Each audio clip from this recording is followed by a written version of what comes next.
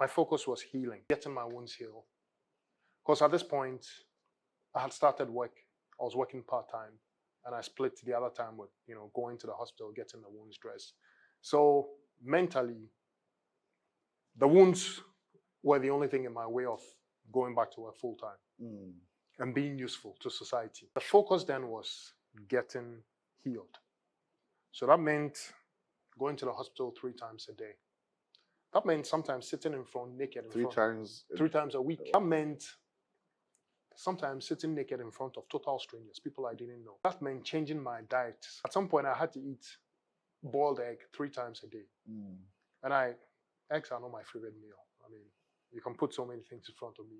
But the power of focus made me do what I didn't want to do because I was focused on healing, getting all the wounds healed.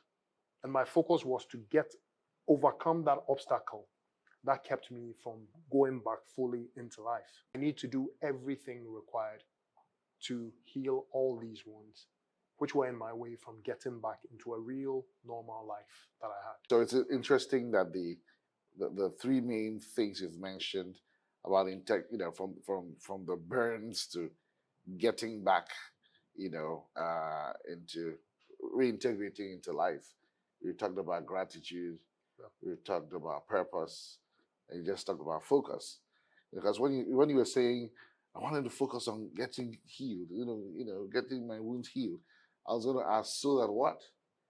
Right? It wasn't because you wanted to go on a beauty contest or whatever, but it was you wanted to get back to the purpose, the thing that had been purified, the thing that had been clarified, the thing that had, like, I'm living on borrowed time. Finish that unfinished business.